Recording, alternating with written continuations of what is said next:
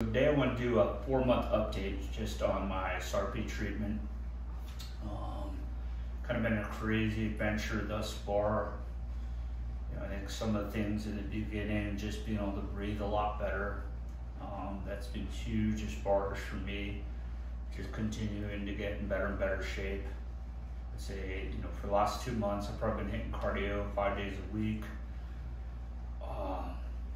Just the fact that I can nasal breathe pretty much all the time with ease, just from tongue being able to fit in my mouth, and just how much easier I can actually take in air. It's been awesome. Continue to get more and more fit.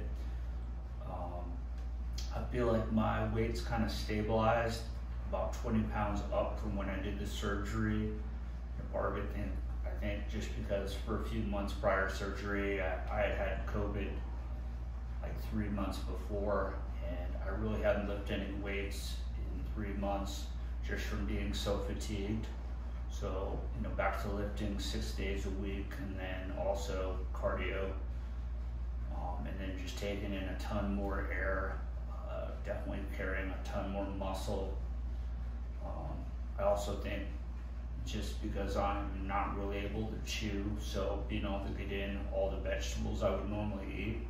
I definitely say I eat a lot more carbohydrates than I normally would. And part of it's just because, all the green juices you can buy at a store, they tend to be stuff that tastes good, but not necessarily the stuff I would normally eat.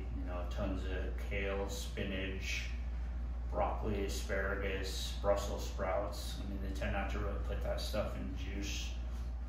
So I think for me at nighttime, when I normally eat a ton more vegetables, not actually having that in my diet and filling it with other stuff, until basically I'm able to actually chew and create force with my bite. I think that's something where just over time it'll switch back, and I'll probably shed 5-10 pounds. But as far as my sleep, I'd probably say for the last 2 months, it just hasn't been that good compared to when I started. From everything I've read and looked at online, I think the biggest thing is just how off my bite is, and until they actually start to bring my bite back together with my teeth, I just think I breathe way better through my nose, but I think like my upper jaw sits so much further forward than my lower jaw.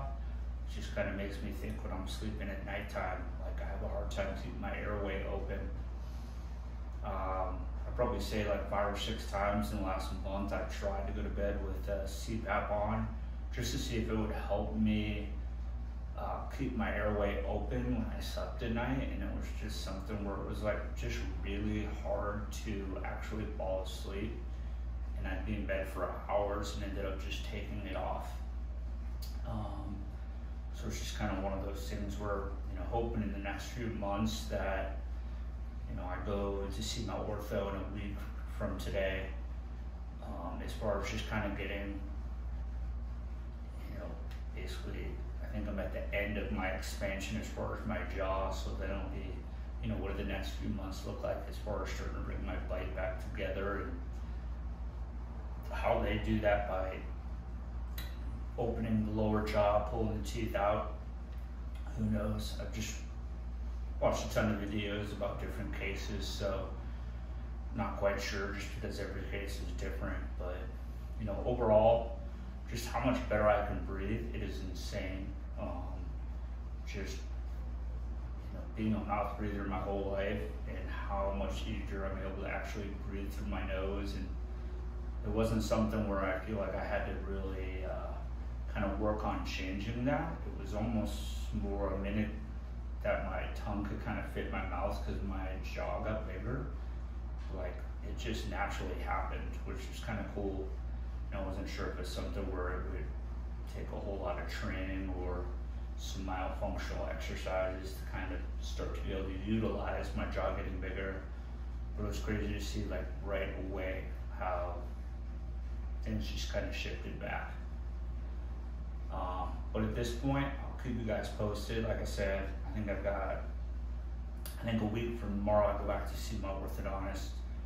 But at this point, I'm not sure if I'm done with my expansion, but I know they'll do like a 3D CT scan total expansion that I've gotten, and then from there,